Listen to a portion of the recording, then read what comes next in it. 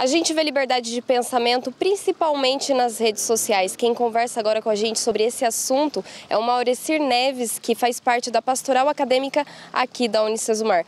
Maurecir, a faculdade ajuda a despertar o senso crítico do aluno e a gente vê muitos alunos usando as redes sociais para reclamar de muitas coisas. Existe algum limite para isso? Com certeza. Como para tudo na nossa vida existe um limite, também existe um limite através da tecnologia, através da informação. A gente sabe que a era que a gente tem vivido entre os adolescentes e jovens de 17 a 25 anos nesse contexto, nesse tempo de 2018, a gente tem vivido uma era de informação constante a cada segundo. Então, cerca de 43% da população mundial que tem acesso à internet recebe informações diversas e às vezes não sabe qual é o conteúdo e qual é a referência que vem. O limite ele está na possibilidade de você conseguir entender até onde vai a sua oportunidade de reclamação. Às vezes na internet a gente consegue, nas redes sociais, as pessoas elas se sentem por trás de um computador, por trás de uma rede social, elas se sentem donas do mundo. E às vezes elas não conseguem conter toda a informação e às vezes as críticas dessas pessoas elas não estão baseadas num lugar de crescimento, num lugar de desenvolvimento, mas às vezes num lugar de ódio, num lugar de raiva. E isso muitas vezes não tem nada a acrescentar, né, para a nossa sociedade. Como fica a liberdade de pensamento num cenário onde as pessoas usam as para disseminar discurso de ódio, homofobia, racismo, enfim? Falando em um contexto de universidade, num contexto universitário, as pessoas que ingressam na universidade, elas começam a ter uma mudança de mente. Elas saem do ensino médio, elas ingressam na universidade, elas começam a ter sua mente transformada. Quando as pessoas usam, a maioria das pessoas, eu penso que quando usam as redes sociais e essa possibilidade imensa de informação que a gente tem para disseminar ódio, são muitas vezes pessoas que não ingressaram numa universidade, dentro de um local do conhecimento, que possam ser tolerantes. Muitas pessoas pregam tolerância, mas muitas das vezes elas não conseguem praticar essa tolerância, acabam sendo intolerantes. Então, eu penso que existem sempre duas medidas. Então, por um lado, se você mede, você também será medido pelos pesos das suas palavras. Então, o seu conhecimento, o contexto onde você está inserido, sendo numa universidade ou não, isso com certeza vai agregar muito na sua liberdade de pensamento. Você acredita que algumas pessoas confundem a liberdade de pensamento com a imposição de pensamento? Olha, sem sombra de dúvida. Muitas vezes as pessoas não conseguem entender o que seria liberdade de se manifestar suas opiniões, né? Então elas usam esse contexto e às vezes elas querem impor.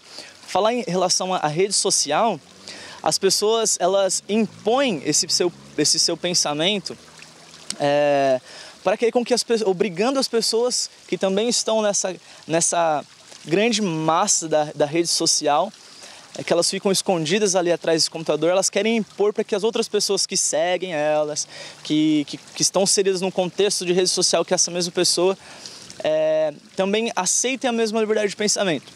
E muitas vezes é o que a gente vê. Então, e a gente percebe que a gente costuma se juntar com pessoas que compartilham o mesmo pensamento que a gente, né?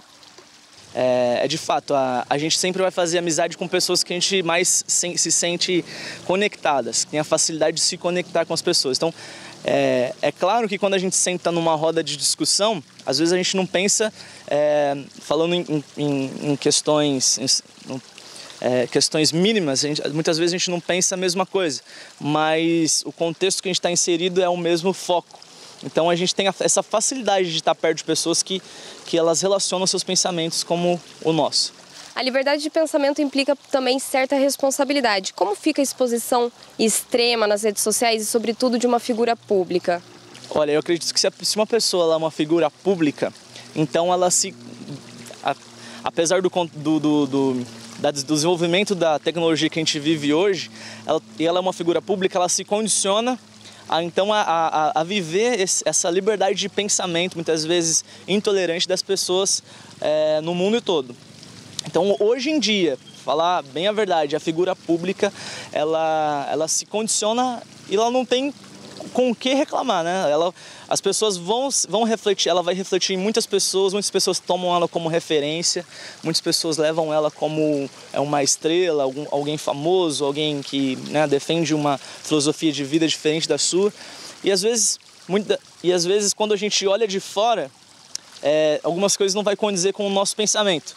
Então às vezes a tendência das pessoas é muito criticar. Mas acredito que se nós somos uma geração de pessoas que pregam a tolerância, que pregam a liberdade de pensamento de uma maneira moderada, não impondo, mas sendo tolerante e respeitosos, nós vamos conseguir compreender todos os lados de uma maneira muito saudável. E o que a gente faz quando o nosso pensamento entra em conflito com o pensamento de outra pessoa?